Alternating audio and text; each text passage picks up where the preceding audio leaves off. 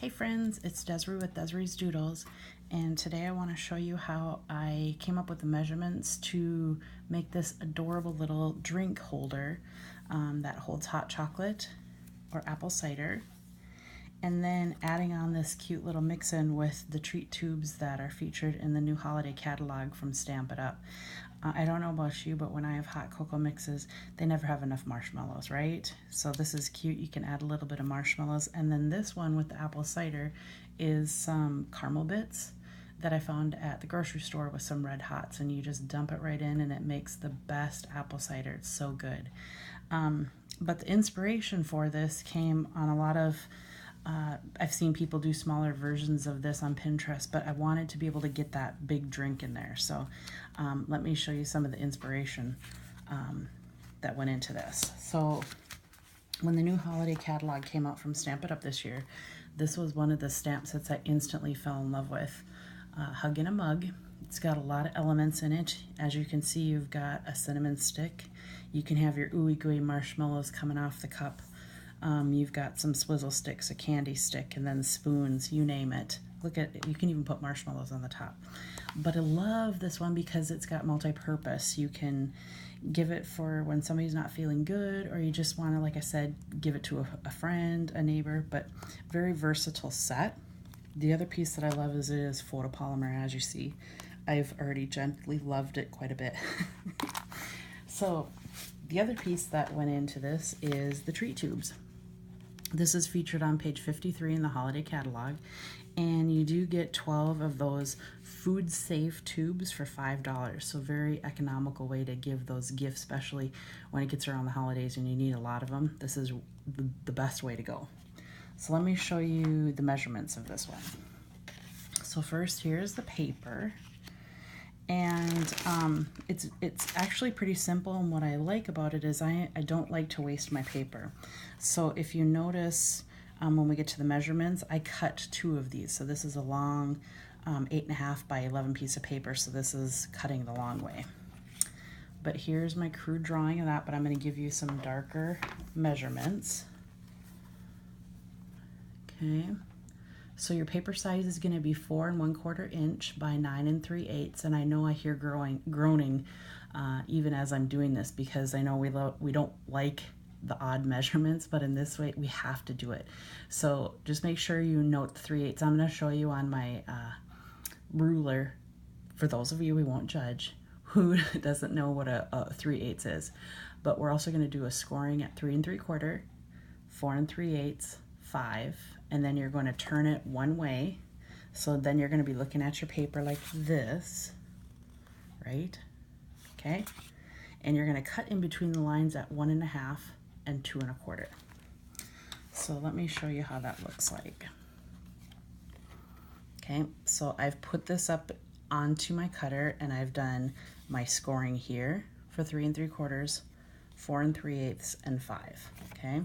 So what I mean by turning, you're going to literally turn your paper this way, and you're going to go in and you're going to cut in between the 2 scoring lines at 1 1/2 and then 2 1/4. And this is what's going to give us that sleeve for the the treat tube. To me, they look like test tubes, right? But I guess that does kind of sound icky. You don't want to eat anything out of a test tube. So this is the measurements, and let me get my cutter so you can see, and hopefully I can hold it. Well, this should be interesting.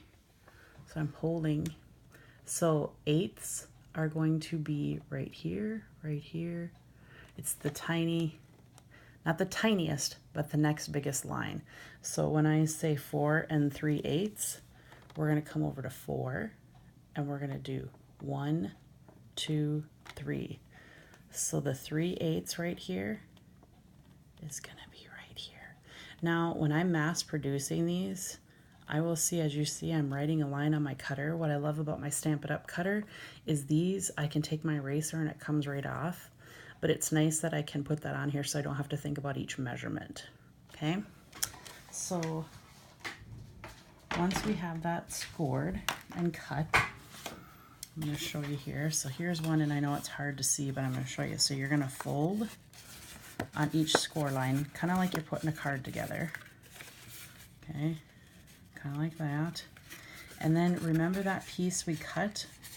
So that's going to, these two are going to go in, and that's going to pop out. So now you can kind of see where things are going to lay. Okay. So if you notice when you were doing this, and hopefully you can see this the long way, one side is going to be hopefully visibly larger than the other side. So really this one over here is 3 3/4 where you scored, and this one is 5/8 bigger, and there's a reason. So to make that treat tube stay in there, we are going to put adhesive on one of the ones that we cut, scored right here. So we just have adhesive right here, and it's going to go into that long side, and that's why it's longer than the other one. So I'm just going to push this down, okay, and then we pop that back up. And the reason why that's longer is so your card is even at the end. You see that? So that is extra there.